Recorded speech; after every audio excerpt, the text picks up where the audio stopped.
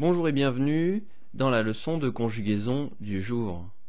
Aujourd'hui, dans la série de conjugaison des verbes, nous allons aborder la notion de temps et la notion de personne.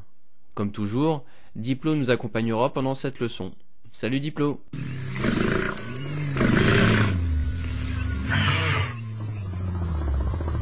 La terminaison des verbes varie selon le moment où se fait l'action et selon la personne. Voyons dans un premier temps, à travers plusieurs exemples, le moment où se fait l'action, c'est-à-dire le temps. Nous venons de positionner une ligne des temps avec pour point central « aujourd'hui » qui correspond au moment où je vous parle par exemple, c'est-à-dire maintenant. Ce « aujourd'hui » symbolise le temps présent.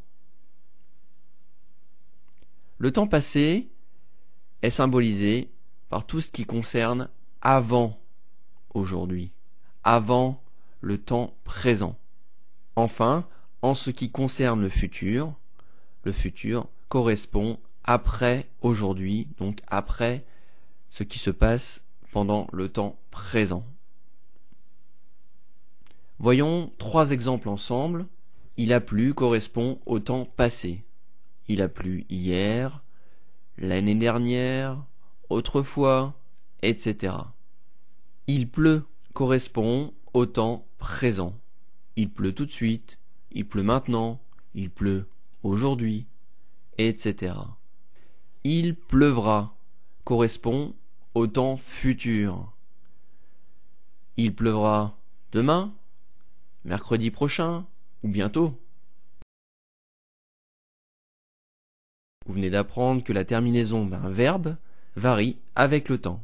Sachez que la terminaison d'un verbe varie également avec la personne qui fait l'action. 3 personnes pour le singulier, 3 personnes pour le pluriel sont possibles.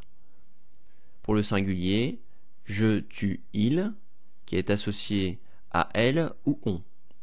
Pour le pluriel, nous, vous, il, qui est lui-même associé à elle, au pluriel bien sûr. Résumé de la leçon. La terminaison des verbes varie donc selon le temps, qui peut être passé, présent ou futur. La terminaison des verbes varie selon le temps, on vient de le voir, et selon la personne.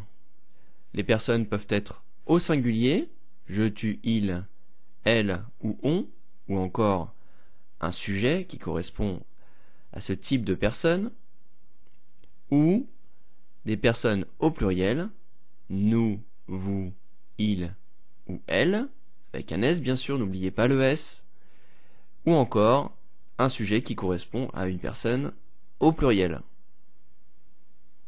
La leçon est désormais terminée. Merci de l'avoir suivi.